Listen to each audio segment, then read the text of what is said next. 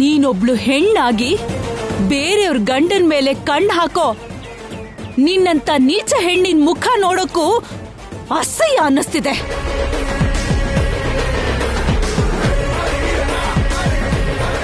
ಅಖಿಲ್ ವಿಷಯದಲ್ಲಿ ಇಷ್ಟು ಮೋಸ ಮಾಡಿದ್ಯಾ ಅಂದ್ರೆ ಹಾಗಾದ್ರೆ ಮಾರ್ಫಿಂಗ್ ಮಾಡಿರೋ ಫೋಟೋಗಳು ನೀನೇ ಮಾಡಿ ತಾನೆ?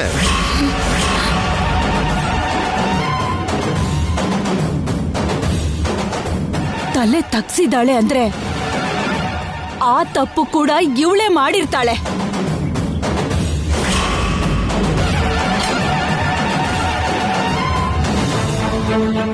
ಐಶ್ವರ್ಯ ಸ್ನೇಹಿತಿಯಾಗಿ ಮನೆಗ್ ಬಂದು ಅಖಿಲ್ ಸಂಸಾರನ ಹಾಳ್ ಮಾಡೋಕ್ ನೋಡ್ದೆ. ಅದು ತಪ್ಪು ಹೋಗಿ ಈಗ ಅರುಣ್ ಸಂಸಾರನೂ ಹಾಳಾಗಿದೆ. ನೀನ್ ಮಾಡಿರೋ ಈ ದರಿದ್ರ ಕೆಲ್ಸದಿಂದ ನಿನ್ನಂತವಳಿಗೆ ಕತ್ತಿಸ್ಕಿ ಕೊಂದ್ ಹಾಕಿದ್ರು ಪಾಪ ಬರಲ್ಲ ಕಣೆ.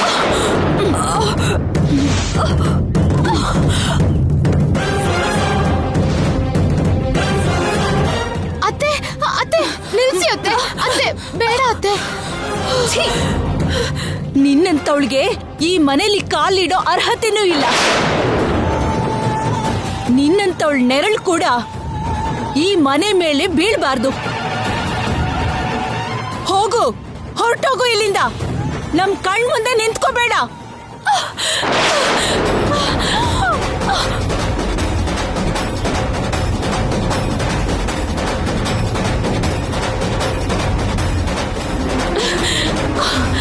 ಹೇಯ್, ಏಳು, ಎದ್ದಳೆ. ಹೋಗು ಹೋಗು ಹೋಗು ಇಲ್ಲಿಂದ.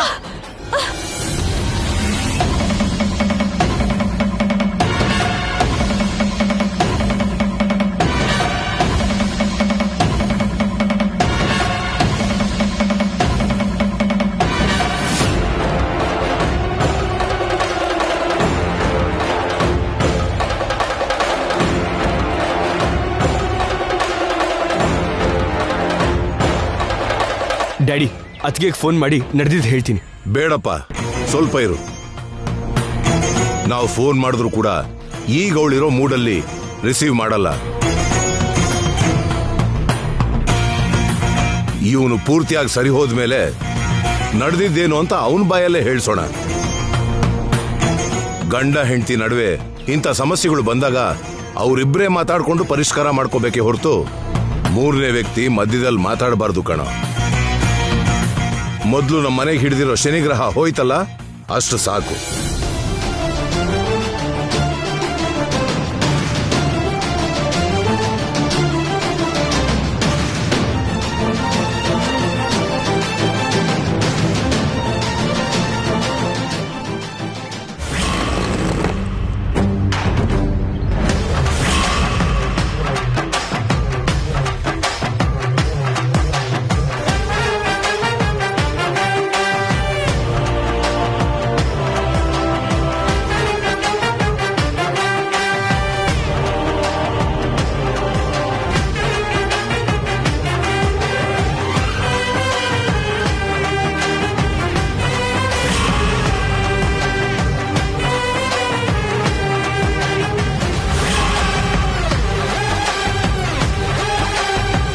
ಬೇಜಾರಾಗ್ತಿದ್ಯಾ ಟೀಚರ್?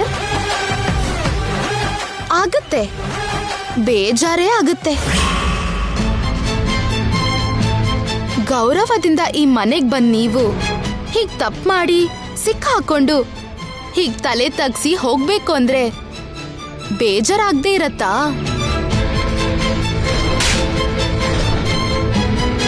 ಪೊಲೀಸರಿಗೆ ಹಿಡ್ಕೊಡ್ಬೇಕು.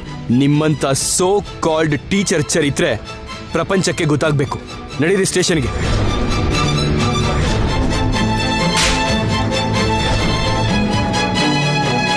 ನಮ್ದಲ್ದೇ ಇರೋದಿಕ್ಕೆ ಆಸೆ ಪಟ್ರೆ ಹೀಗೆ ನೋವೇ ಅನ್ಭವಿಸೋದು. ಎದ್ರಿರೋರ್ ಆಸ್ತಿನ ದೋಚ್ಬೇಕು ಅಂತ ಟ್ರೈ ಮಾಡಿ ಸಿಕ್ಬಿದ್ರೆ ಈ ತರ ತೊಂದ್ರೆನೇ ಆಗೋದು. ನಾನ್ ನಿಮ್ಗೆ ಯಾವತ್ತೋ ಹೇಳಿದ್ದೆ ಅಖಿಲ್ ಅವರು ನನ್ನ ಆಸ್ತಿ ಅಂತ. ನಾನ್ ನಿಮ್ಗೆ ಯಾವತ್ತೋ ಹೇಳಿದ್ದೆ ನನ್ನ ಆಸ್ತಿ ತಂಟೆಗೆ ಬರ್ಬೇಡಿ ಅಂತ. ನನ್ ಆಸ್ತಿನ ನಾನ್ ಕೈ ಜಾರ್ದ ಹಾಗೆ ನೋಡ್ಕೋತೀನಿ ಅಂತ, ನಿಮ್ ಕೆಟ್ಟ ಕಣ್ಣಿಂದ ಅಖಿಲ್ ಅವ್ರನ್ನ ಕಾಪಾಡ್ಕೋತೀನಿ ಅಂತಾನೂ ಹೇಳಿದ್ದೆ. ಆದ್ರೂ ನಿಮ್ ಪ್ರಯತ್ನ ನೀವ್ ಮಾಡಿದ್ರಿ, ಅವಮಾನನ ಅನುಭವಿಸಿದ್ರಿ. ಪರಮ ಪಂಡಿತೋತ್ತಮ ಆದ್ರೂ ರಾವಣಾಸುರ ಇನ್ನೊಬ್ರು ಮದ್ವೆ ಆಗಿರೋ ಪತ್ನಿ ಮೇಲೆ ಆಸೆ ಪಡೋದು ತಪ್ಪು ಅಂತ ಗೊತ್ತಿದ್ದು ಕೂಡ ಸೀತಾ ಮಾತೆ ಮೇಲೆ ಆಸೆ ಪಟ್ಟಿದ್ದ. ಅತಾಳ ಪಾತಾಳಕ್ ಬಿದ್ದು ಸರ್ವನಾಶನೇ ಆಗೋದ. ಈಗ ನೀವು ಕೂಡ ಬೇರೆಯವ್ರ ಗಂಡನ ಮೇಲೆ ಆಸೆ ಪಡೋದು ತಪ್ಪು ಅಂತ ಗೊತ್ತಿದ್ದು ಅಖಿಲ್ ಅವ್ರ ಮೇಲೆ ಆಸೆ ಪಟ್ರಿ. ಅದ್ರಿಂದ ಹೀಗ್ ಕೆಳಗ್ ಬಿದ್ರಿ, ಅವಮಾನನೂ ಅನುಭವಿಸಿದಿರ. 7 ದಿನದಲ್ಲಿ ನನ್ನನ್ನ ಈ ಮನೆಯಿಂದ ಹೊರಗಡೆ ಕಳಿಸ್ತೀನಿ ಅಂತ ಹೇಳಿ ಚಾಲೆಂಜ್ ಬೇರೆ ಮಾಡಿದ್ರಿ. 7 ದಿನದಲ್ಲಿ ಈ ಮನೆ ಸೊಸೆಯಾಗಿ ಸೆಟ್ಲ್ ಆಗ್ಬೋದು ಅಂತ ಕನ್ಸು ಕಾಣ್ತಿದ್ರಿ.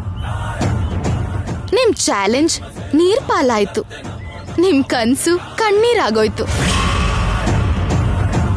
ಅದೇ 7 ದಿನದಲ್ಲಿ ನಿಮ್ಮನ್ನ ಮನೆಯಿಂದ ಕಳಿಸ್ತೀನಿ ಅಂತ ನಾನು ಕೂಡ ಚಾಲೆಂಜ್ ಮಾಡಿದ್ದೆ. ನಿಮ್ ದೃಷ್ಟಿಯಿಂದ ಅಖಿಲ್ ಅವ್ರನ್ನ ಕಾಪಾಡ್ಕೋಬೇಕು ಅಂತ ಕನ್ಸ್ಕೊಂಡಿದ್ದೆ. ಕೇವಲ 4 ದಿನದಲ್ಲೇ ನಿಮ್ಮನ್ನ ಈ ಮನೆಯಿಂದ ಹೊರಗೆ ಹಾಕ್ತಿದ್ದೀನಿ. ನನ್ ಕನ್ಸನ್ನ ನಾನ್ ಸಾಧಿಸ್ಬಿಟ್ಟೆ. ಧರ್ಮನ ತಪ್ಪದವ್ರಿಗೆ ವಿನಾಶ ತಪ್ಪಲ್ಲ, ನೀತಿ ಬಿಟ್ಟವ್ರಿಗೆ ಶಿಕ್ಷೆ ತಪ್ಪೋದಿಲ್ಲ. ಈ 2 ವಿಷಯನ ನೀವ್ ಯಾವತ್ತೂ ಮರಿಬೇಡಿ. ಪಾಠ ಹೇಳ್ಕೊಡಕ್ಕೆ ಇಲ್ಲಿಗೆ ಬಂದು ನೀವೇ ಪಾಠ ಹೇಳಿಸ್ಕೊಳ್ಬೇಕಾಯ್ತು ಅಂತ ನಾಚಿಕೆ ಪಡಬೇಡಿ. ಈಗ್ಲಾದ್ರೂ ನೀವು ಬುದ್ಧಿ ಕಲ್ತಿರೋದಿಕ್ಕೆ ಸಂತೋಷ ಪಡಿ. ನೀವ್ ನನ್ಗೆ ಪಾಠ ಹೇಳ್ಕೊಟ್ಟಿದ್ದಕ್ಕೆ ನಮ್ ಮನೇಲಿ ನಿಮಗ್ ಫೀಸ್ ಕೊಟ್ರು. ಈಗ ನಾನು ಕೂಡ ನಿಮ್ಗೆ ಗುರುದಕ್ಷಿಣೆ ಕೊಡ್ತಿದ್ದೀನಿ. ಆ ಗುರುದಕ್ಷಿಣೆ ಏನ್ ಗೊತ್ತಾ? ನಿಮ್ಮನ್ನ ಪೊಲೀಸ್ಗೆ ಹಿಡಿದುಕೊಡದೆ ಬಿಡ್ತಿರೋದು. ನೀವ್ ಇಂಗ್ಲಿಷ್ ಕಲ್ಸೋಕ್ ಬಂದು ನನ್ಗೆ ಅಕ್ಷರಾಭ್ಯಾಸ ಮಾಡ್ಸಿರೋ ಗುರು ಕೈಗೆ ಬೇಡಿ ಹಾಕೋದು ಇಷ್ಟ ಇಲ್ಲದೆ ನಿಮ್ಮನ್ನ ಪೊಲೀಸ್ಗೆ ಹಿಡಿದುಕೊಡ್ತಿಲ್ಲ. ಇನ್ಮುಂದೆ ಆದ್ರೂ ಬುದ್ಧಿ ಕಲೀರಿ. ಯಾರ ಸಂಸಾರನೂ ಹಾಳ್ ಮಾಡಕ್ ನೋಡ್ಬೇಡಿ. ನಿಮ್ಗೆ ಸರಿಯಾಗಿರೋರ್ನ ಮದ್ವೆ ಮಾಡ್ಕೊಳ್ಳಿ, ಧರ್ಮಬದ್ಧವಾಗಿ ಸಂಸಾರ ನಡೆಸಿ ಹೋಗಿ.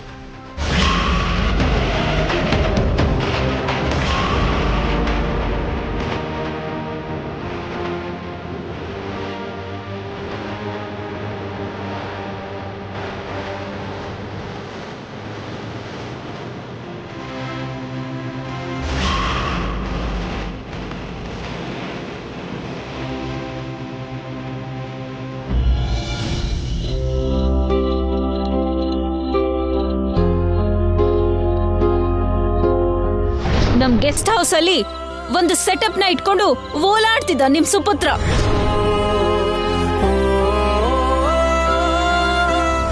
ಇಂಥವನು ಅಂತ ಗೊತ್ತಿಲ್ದೆ ನಿಮ್ ಮಗನ್ನ ಮದ್ವೆ ಆಗಿದ್ದು ನಾನ್ ಮಾಡಿರೋ ಮೊದಲನೇ ತಪ್ಪು.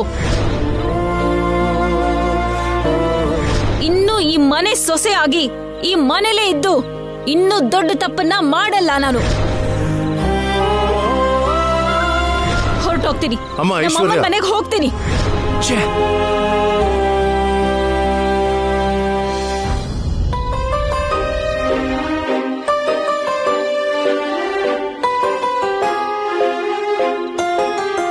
ನೊಂದ್ಕೋಬೇಡ ಕಂದ, ನಡೆದಿದ್ರಲ್ಲಿ ನಿಂದೇನು ತಪ್ಪಿಲ್ವಲ್ಲ. ಇದೇ ಅನ್ಕೊಂಡಿದ್ದಾಳಲ್ಲ ನಿನ್ ಸೊಸೆ. ಆ ಜಾಗದಲ್ಲಿ ಬೇರೆ ಯಾರಿದ್ರು ಹಾಗೆ ತಪ್ಪು ತಿಳ್ಕೊತಾರೆ. ಗಂಡನ್ನ ಅಂತ ಪರಿಸ್ಥಿತಿಲ್ ನೋಡಿದಾಗ ಹೆಂಡತಿ ಆ ಥರ ರಿಯಾಕ್ಟ್ ಆಗದೆ ಹೇಗಿರ್ತಾಳೆ ಹೇಳು? ಅಂದ್ರೆ ತನ್ನ ಗಂಡ ಎಂತವನಂತ ಅವಳು ಗೊತ್ತಿಲ್ವಾ? ಮದುವೆ ಆಗಿಷ್ಟು ವರ್ಷಕ್ಕೆ ಅವಳನ್ನ ಇಷ್ಟೇನ ಅರ್ಥ ಮಾಡ್ಕೊಂಡಿರೋದು. ಹೋಗ್ಲಿ ಬಿಡಪ್ಪ, ನಡ್ದಿದ್ದೇನೋ ನಡ್ದೋಯ್ತು. ನೀನೊಂದ್ಸಲ ನಿನ್ ಅತ್ತೆ ಮನೆಗೆ ಹೋಗಿ ಆಗಿದ್ದೆಲ್ಲ ವಿಷಯನೂ ಐಶ್ವರ್ಯಾಗ್ ಹೇಳಿ ಅವಳನ್ನ ಮನೆಗ್ ಕರ್ಕೊಂಡ್ ಬಾ. ನೋ, ನಾನು ಅವಳ ಮನೆಗೆ ಹೋಗಿ ಅವಳನ್ನ ಕರ್ಕೊಂಡ್ಬರ್ಬೇಕಾ? ನನಗೆ ಅವಮಾನ ಮಾಡಿ ಅನುಮಾನ ಪಟ್ಟು ಹೋದವಳನ್ನ ನಾನೇ ಅವಳ ಮನೆಗೆ ಹೋಗಿ ಬೇಡ್ಕೊಂಡು ಕರ್ಕೊಂಡ್ಬರ್ಬೇಕಾ? ನೋ ಮಮ್ಮಿ, ನಾನು ಹೋಗಲ್ಲ. ನಾನು ಹೋಗೋದಿಲ್ಲ ಅಷ್ಟೇ. ಇಷ್ಟಕ್ಕೂ ಆ ರಂಜನಿನ ನಮ್ಮ ಮನೆ ಕರ್ಕೊಂಡ್ ಬಂದವಳೆ ಐಶ್ವರ್ಯ. ಅವಳ ಫ್ರೆಂಡ್ ಎಂತವಳು ಅಂತ ತಿಳ್ಕೊಳ್ದೆ ಕರ್ಕೊಂಡ್ಬಂದು ಮನೆಗೆ ಸೇರಿಸಿದ್ದೆ ಐಶ್ವರ್ಯ ಮಾಡಿರೋ ಮೊದಲನೇ ತಪ್ಪು. ನಾನೆಂತವನು ಅಂತ ಗೊತ್ತಿದ್ದು ಕೂಡ ಅನಾವಶ್ಯಕವಾಗಿ ನನ್ನ ಮೇಲೆ ಅನುಮಾನ ಪಟ್ಟು ನನ್ನ ಮೇಲೆ ಆರೋಪ ಹೊರಿಸಿ ಮನೆಯಿಂದ ಹೋಗಿದ್ದು ಅವಳು ಮಾಡಿರೋ ಎರಡನೇ ತಪ್ಪು. ಅವಳು ತಪ್ಪನ್ನು ಅವಳೇ ತಿಳ್ಕೊಂಡು ತನ್ನಷ್ಟಕ್ಕೆ ತಾನೇ ಮನೆಗೆ ಬರಬೇಕೇ ಹೊರತು ನಾನು ಹೋಗಿ ಅವಳನ್ನ ಕರೆಯೋಲ್ಲ. ಐಶ್ವರ್ಯಗೆ ಫೋನ್ ಮಾಡಿದ್ಯಮ್ಮ? ಮಾಡಿದ್ದೆ ಅತ್ತೆ. ಫೋನ್ ರಿಂಗ್ ಆಗ್ತಿತ್ತು, ಆದ್ರೆ ಅವ್ರು ರಿಸೀವ್ ಮಾಡಿಲ್ಲ. ಎಲ್ಲರ ಫೋನಿಂದಾನು ಟ್ರೈ ಮಾಡಿದ್ವಿ, ಯಾರ ಫೋನು ರಿಸೀವ್ ಮಾಡ್ತಿಲ್ಲ. ಮಾಡಲ್ಲ ಅದಕ್ಕೆ, ಅವಳು ರಿಸೀವ್ ಮಾಡಲ್ಲ. ಬೇರೆಯವ್ರು ಹೇಳೋದನ್ನ ಅರ್ಥ ಮಾಡ್ಕೊಳ್ಳೋದು ಅವಳಿಗೆ ಅಭ್ಯಾಸ ಇಲ್ವಲ್ಲ. ಹೋಗ್ಲಿ, ಮೆಸೇಜ್ ಆದ್ರೂ ಮಾಡ್ಬೇಕಿತ್ತಮ್ಮ. ಮಾಡ್ದೆ ಅತ್ತೆ. ರಂಜನಿಯಿಂದನೇ ತಪ್ಪಾಗಿದ್ದು ಅಂತ ಮೆಸೇಜ್ ಕೂಡ ಮಾಡಿದೆ. ಆದ್ರೆ ಆ ಮೆಸೇಜ್ ಇನ್ನೂ ಅಕ್ಕ ನೋಡಿಲ್ಲ. ನೋಡಲ್ಲ, ಅವಳ ಮೆಸೇಜು ನೋಡಲ್ಲ, ಫೋನ್ ಮಾಡಿದ್ರೆ ಆನ್ಸರೂ ಮಾಡಲ್ಲ. ಅಷ್ಟು ಕೊಬ್ಬು ಅವಳಿಗೆ. ತಾನೇ ಕರೆಕ್ಟ್ ಅನ್ನೋ ಕೊಬ್ಬು ಅವಳಿಗೆ. ಆ ಕೊಬ್ಬು ಕಡಿಮೆ ಆದ್ಮೇಲೆ ಅವಳೇ ಬರ್ತಾಳೆ, ಬಿಟ್ಬಿಡಿ. ಅರುಣ್,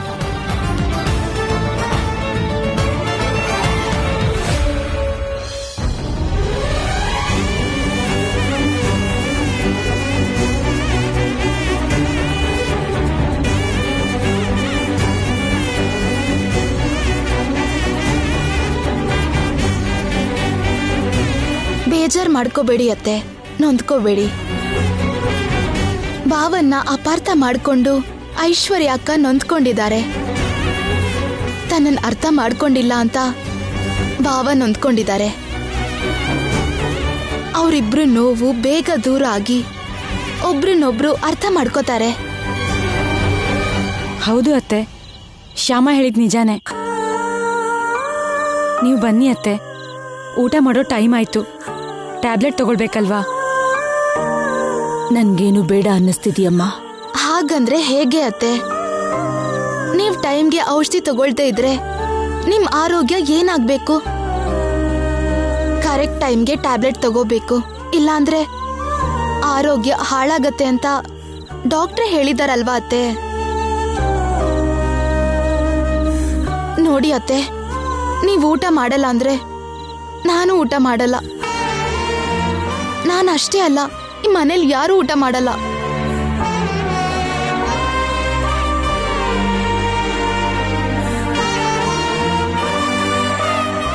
ಸರಿ, ಬನ್ನಿ.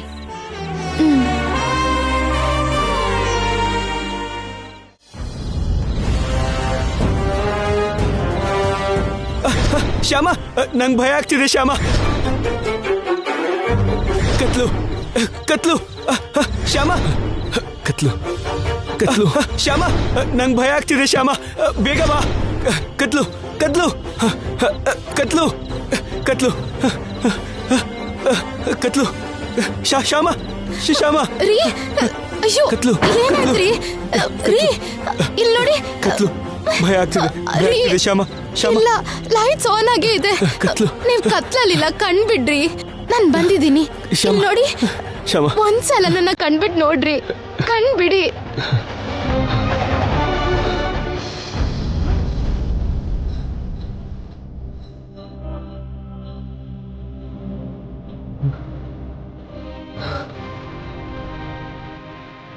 ನಾನ್ ನಿಮ್ ಪಕ್ಕದಲ್ಲೇ ಇದ್ದೀನಿ, ನೋಡ್ರಿ.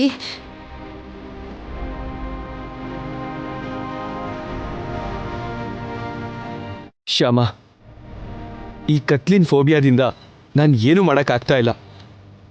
ನನಗೆ ಈ ಕತ್ಲಿನ ಭಯ ಇದೆ ಅಂತ ಟೀಚರಿಗೆ ಗೊತ್ತಾಗೇ ಅಲ್ವಾ ನನ್ನ ಆ ಕತ್ಲಿನ ಕೊನೆಗೆ ತಳ್ಳಿ ಅವಳು ಓಡಿ ಹೋಗಿದ್ದು.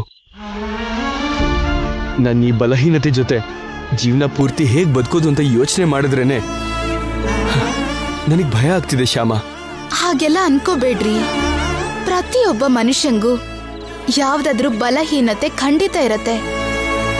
ತುಂಬಾ ಜನರಿಗೆ ಹೋಲ್ಸಿದ್ರೆ ನಿಮ್ಗಿರೋದು ಒಂದ್ ಬಲಹೀನತೆನೇ ಅಲ್ಲ. ನೀವ್ ಏನ್ ಬೇಕಾದ್ರೂ ಮಾಡ್ತೀರಾ. ಒಳ್ಳೆ ಮನ್ಸಿರೋ ನಿಮ್ಗೆ ಆ ಕೃಷ್ಣ ಯಾವಾಗ್ಲೂ ಜೊತೆಯಾಗಿರ್ತಾನೆ. ನಿಮ್ಗೇನಾಗಲ್ಲ. ನೀವೇನು ಫೀಲ್ ಆಗ್ಬೇಡಿ ಆಯ್ತಾ. ನಾನು ಇದೀನಲ್ಲ. ನೀವ್ ಸ್ವಲ್ಪ ಹೊತ್ತು ರೆಸ್ಟ್ ತಗೊಳ್ಳಿ, ನನ್ ಮಾತ್ ಕೇಳಿ.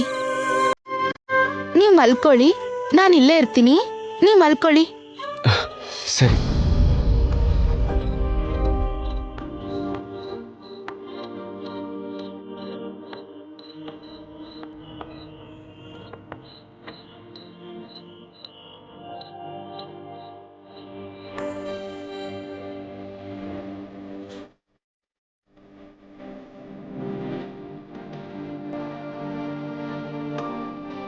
ಅಖಿಲ್ ಅವ್ರಿಗಿರೋ ಈ ಭಯನ ದೂರ ಮಾಡ್ಬೇಕು.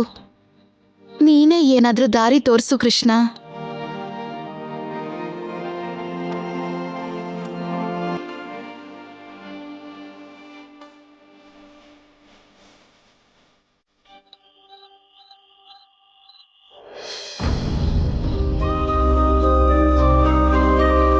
ಈ ಕತ್ಲಿನ್ ಫೋಬಿಯಾದಿಂದ ನಾನು ಏನು ಮಾಡೋಕ್ಕಾಗ್ತಾ ಇಲ್ಲ.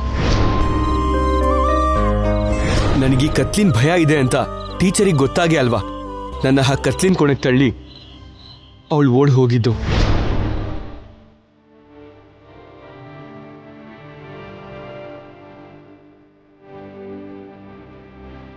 ಏನ್ ಶ್ಯಾಮ, ಇನ್ನು ನಿದ್ದೆ ಮಾಡಿಲ್ವಾ? ಅವ್ರ ಬಗ್ಗೆ ಯೋಚನೆ ಮಾಡ್ತಿದ್ರೆ ನನಗ್ ನಿದ್ರೆ ಬರ್ತಿಲ್ಲ ಅಕ್ಕ. ಗೆಸ್ಟ್ ಹೌಸ್ನಲ್ಲಿ ನಡೆದಿರೋ ಇನ್ಸಿಡೆಂಟ್ನ ಅಖಿಲ್ ಅವ್ರಿಗೆ ಮರೆಯೋಕೆ ಆಗ್ತಿಲ್ಲ. ಎಲ್ಲಿದ್ರು ಅದನ್ನೇ ಕನ್ವರ್ಸ್ತಾ ಇರ್ತಾರೆ. ಪದೇ ಪದೇ ಅದನ್ನೇ ನೆನಪಿಗೆ ಬಂದು ತುಂಬಾ ಡಿಸ್ಟರ್ಬ್ ಆಗಿದ್ದಾರೆ. ತನ್ಗೆ ನೈಟ್ ಫೋಬಿಯಾ ಇದೆ ಅಂತ ಗೊತ್ತಿದ್ರು ಕೂಡ ರಂಜನಿ ಟೀಚರ್ ಅವ್ರನ್ನ ಹಾಗೆ ಕತ್ಲಿಗೆ ತಳ್ಳ ಹೋಗಿದ್ದಕ್ಕೆ ತುಂಬಾ ನೊಂದ್ಕೊಂಡಿದ್ದಾರೆ. ಅವ್ರ ನೋವು ನೋಡ್ತಿದ್ರೆ, ಅವ್ರ ಮಾತು ಕೇಳ್ತಿದ್ರೆ ನನಗ್ ನಿದ್ರೆ ಬರ್ತಿಲ್ಲ ಅಕ್ಕ. ಅಖಿಲ್ ನೈಟ್ ಫೋಬಿಯಾ ಬಗ್ಗೆ ಯೋಚನೆ ಮಾಡಿ ಅತ್ತೆ ಕೂಡ ಎಷ್ಟೋ ರಾತ್ರಿ ಹೀಗೆ ನಿದ್ದೆ ಇಲ್ಲದೆ ಕಳೆದಿದ್ದಾರೆ. ಆ ನೈಟ್ ಫೋಬಿಯಾ ಹೋಗ್ಲಿ ಅಂತ ಅತ್ತೆ ಎಷ್ಟೋ ದೇವರಿಗೆ ಹರಕೆ ಹೊತ್ತಿದ್ದಾರೆ. ಮಾವ ಅಂತೂ ಎಷ್ಟೋ ಹಾಸ್ಪಿಟಲ್ಗೆ ಕರ್ಕೊಂಡು ಹೋಗಿದ್ರು. ಆದ್ರೂ ಯಾವ ದೇವರು ಕರುಣೆ ತೋರಿಸ್ಲಿಲ್ಲ, ಯಾವ ಡಾಕ್ಟ್ರು ಗುಣ ಮಾಡಲಿಲ್ಲ. ಅಖಿಲ್ಗೆ ಆ ಫೋಬಿಯಾ ಹೋಗೋ ದಿನ ಯಾವಾಗ ಬರುತ್ತೋ ಏನೋ.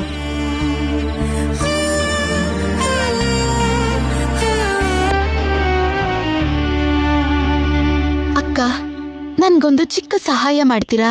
ಏನು ಶ್ಯಾಮ? ಅಖಿಲ್ ಅವ್ರಿಗೆ ಸಂಬಂಧಪಟ್ಟಿರೋ ಹೆಲ್ತ್ ಫೈಲ್ ನನಗೆ ಕೊಡ್ತೀರಾ ಅಕ್ಕ? ನಾನೊಂದ್ಸಲ ಡಾಕ್ಟರ್ನ ಭೇಟಿಯಾಗಿ ಮಾತಾಡ್ತೀನಿ. ಸರಿ ಶ್ಯಾಮ, ಖಂಡಿತ ಕೊಡ್ತೀನಿ. ತುಂಬಾ ಲೇಟ್ ಆಯ್ತು, ಇನ್ ಮಲ್ಗು ಶ್ಯಾಮ. ಸರಿ ಅಕ್ಕ. Good night. Good night.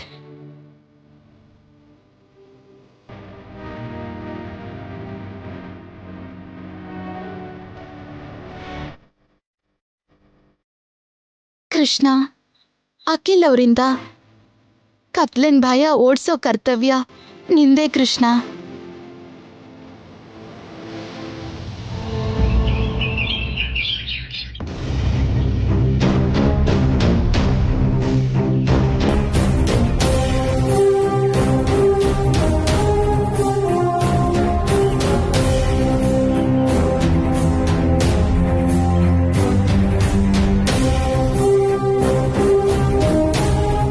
ಈ ರಿಪೋರ್ಟ್ ನೋಡಿ, ನೀವು ಹೇಳಿದ್ದನ್ನ ಕೇಳಿ ನಿಮ್ಮ ಹಸ್ಬೆಂಡ್ಗೆ ಈ ನೈಟ್ ಫೋಬಿಯಾ ಅನ್ನೋದು ಹುಟ್ದಾಗಿಂದ ಇರೋದಲ್ಲ ಅಂತ ಅರ್ಥ ಆಯ್ತು.